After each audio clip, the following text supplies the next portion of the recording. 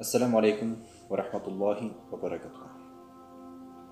Биздин бүгүнкү темабыз Аллах Таала берген нерсесин оп-оңой эле кайтарып алат деген темада болмокчу.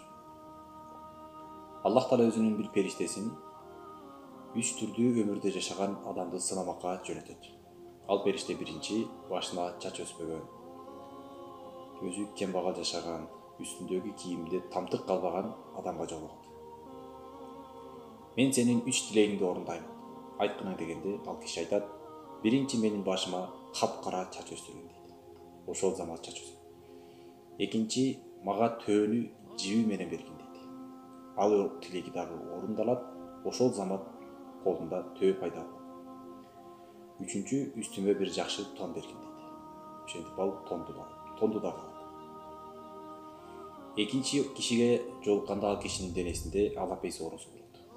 Ал дагы куддун биринчи киши сыяктуу кедей кембагал, кийимдери жыртылган болот. Сен 3 тилегиңди айткының сөзсүз түрдө азыр орундайм дейт.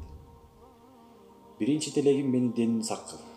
Денемде эч кандай алапес оорусун калтырбагын дейт. Ал тилеги заматта иш жүзүндө ашат дагы, денесинде бир дагы так калбайт. Экинчи мага уйду жиби менен бергиниң дейт. Мага көп уй бергин дейт. Ошол замат тилеги орундалып, Аллах Таала тилегин орундап уй берет. Үчүнчү мага тон бергин дейт. Тон дагы заматта үстүнө кийгизилет. Үчүнчү киши сокур киши болот. Ал сокур киши: сиз Аллахтан эмне сурайсыз? Мен сиздин 3 тилегиңизди орундаймын дегенде, ал мага биринчи кой бергин дейт. Экинчи менин көзүмдү айыктыргын дейт. Үчүнчү мага дагы тон бергин дейт. Аллах Тааланын тилегин орундап, ошол замат көзүн айыктырат жана чексиз кой берет. Ошону менен катар үстүнө жылуу тон кийгизет. Күндөр өтөт, айлар өтөт, жылдар өтөт. Баягы периште кайрадан үчөөнү сынамакка келет.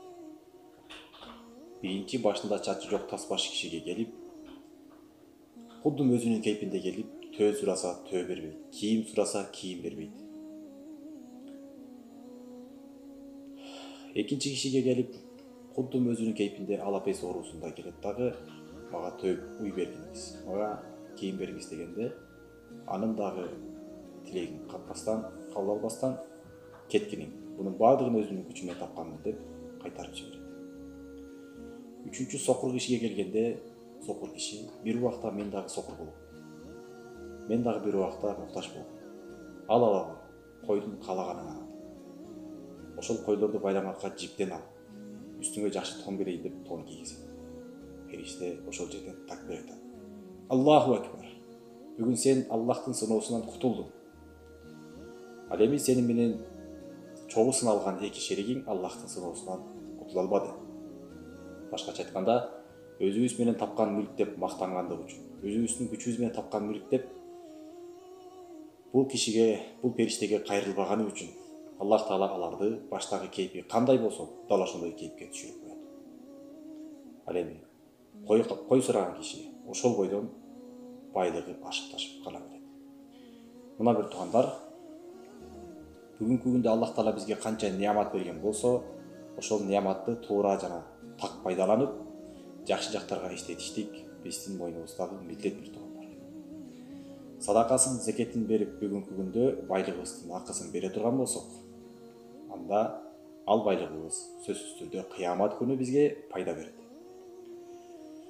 Жок, тескерисинче алдыңкы эки кишидей болуп өзүмдүн күчүм менен тапкам деп өзүбүздүн күчүбүзгө таяна турган болсок, акылыбызга таяна турган болсок, бул дүйнөдө дагы Аллах Таала ошол байлыктан куру жалак калтырышы мүмкүн. Жана ошону менен катар кыямат күнү ал байлык бизге пайда бербестен, балким өтө чоң бир зыянга учуратышы мүмкүн. Ошондуктан урматтуу мусулман бир туугандар, Аллах Тааланын бизге берген эң бир чоң неаматын туура пайдаланып жана жакшы жакка иштеткенди үйрөтөлүк. Ассаламу алейкум ва рахматуллахи ва баракатух.